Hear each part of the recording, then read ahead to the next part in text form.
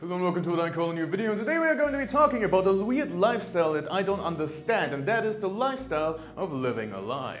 And I'm gonna come out and be absolutely goddamn honest with you. I genuinely don't understand why you would ever do this. So here's an example of living a lie. Not acknowledging facts of just anything. For example, I don't know how to spell acknowledging. That's a fact, and I'm acknowledging it. But a more obvious example of this would be my being fat. And yes, that is an objective fact. And I know a lot of people don't like the fact that I keep bringing it up, but I think for this, it is a very good example. I'm actually gonna go ahead, I'm gonna get the weight in here. My very dusty weight will tell us how much I exactly weigh. It says 95.2, let's put it on the board. Now that we know that I weigh 95.2 kilograms, we can go ahead and put that into a BMI thingy machine. Now mind you, I am 5'11", or like 83 centimeters tall. That combined with 95.2 kilograms comes to a BMI of 28.7. 25 is supposed to be the BMI that is supposed to be the upper limit for the average human being. Now, while yes, BMI is unreliable because it doesn't take things like muscle mass into account, I'm frankly tired of people telling me, oh, BMI is useless because it doesn't include muscle mass. I don't have it. I don't have muscle mass. I don't have a lot of goddamn muscles on me. It's genuine fat. Like, I got their wiggle room, literally. Shut the fuck up. That's exactly what I'm talking about. Like, people want to be positive for absolutely no reason, even though acknowledging a fact is not a bad thing, as long as I'm also able to acknowledge facts that are positive. Being fat is a negative. Genuinely, 100%, it is a negative for me. But if I acknowledge the positive fact of I weighed 135 kilograms a year ago, then yes, I can definitely acknowledge the fact that I'm now 95. I'm still fat, but not as fat as before. And a lot of people don't understand that you have to acknowledge facts to be able to work on the facts. If I didn't acknowledge the fact that 135 kilograms is way too much and unhealthy for me, then I would not have lost 40 fucking kilograms. It was by acknowledging the fact of my overweightness that I could still be overweight, but a lot less overweight. So I genuinely don't understand that a lot of people want to live a lie. That a lot of people hate ignoring facts about themselves. Because it is only by acknowledging facts is that we can work on getting rid of them. Naturally, fat is one of those facts. But another fact is your personality. A lot of people don't like to talk bad about their own personality, but it's genuinely something we have to do constantly. I'm gonna be absolutely honest.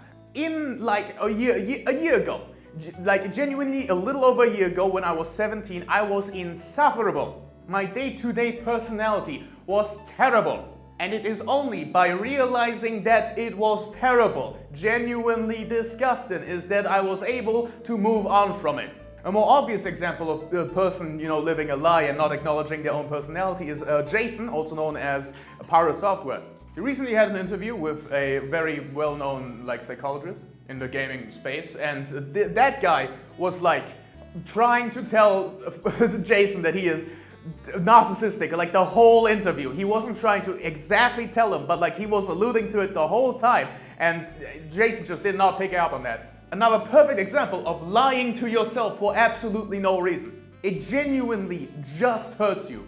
Another example from me. Let's go. Victims. Now, if you're not aware, I was, for the better part of my life, in a cult known as the Jehovah's Witnesses. That was the case until my 18th birthday, where I finally moved out. That was last year.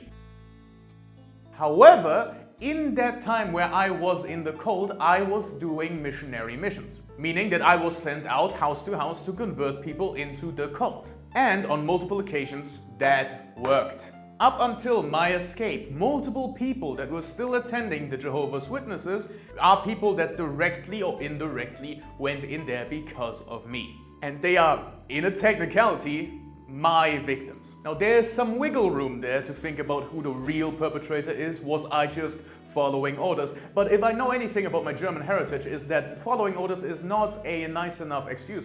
However, through acknowledging that this is genuinely something to think about, and not lying to myself that I had, quote unquote, no choice, I was able to figure out that Even though I like to put myself in front of people, put myself on a pedestal of I would sacrifice myself for the greater good, the fact of the matter is that I, in this very moment, decided to focus on myself instead of the lives of the other people. Of course, they still had the choice to decline, but they were of course more inclined to join because a literal child was smiling at them and trying to convert them to the cause. It is only by acknowledging the facts, by actually divulging what happened there, is that I could realize that I'm not that great.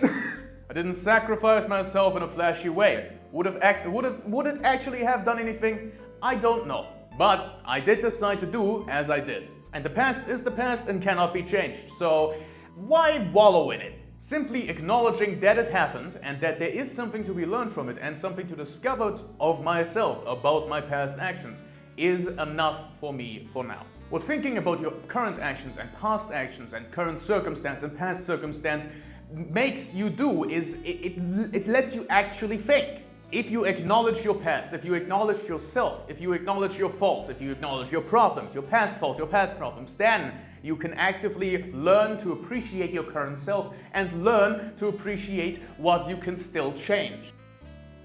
And that's what I did. The current me, not perfect, because we aren't ever perfect. Humans are literally incapable of being perfect. But the me right now is 1,000,000 times better than the me from a little over a year ago when I was 17. And this entire video is basically just to tell you, you should be looking at yourself. You should be acknowledging facts. You should be acknowledging your faults. You should be acknowledging your past. Because if you do that, you will always keep improving. Because the you right now is not the best you.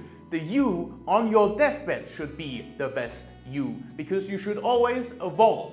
You should always be better than yourself yesterday. You should always strive to make yourself cringe at the current you. And if you look at your past self and start cringing, that's the moment you win.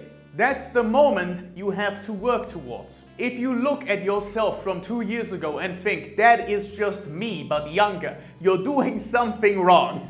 In this moment, you have to work towards the you that makes the you from tomorrow look back at you with pride. But tomorrow, you have to be the person that looks back on you with cringe. Be the best you can be at all times. It's honestly a pretty simple doctrine to live by. And the best way of doing it is acknowledging yourself. Nevertheless, my fit goes absolutely goddamn hard. Cue the clown.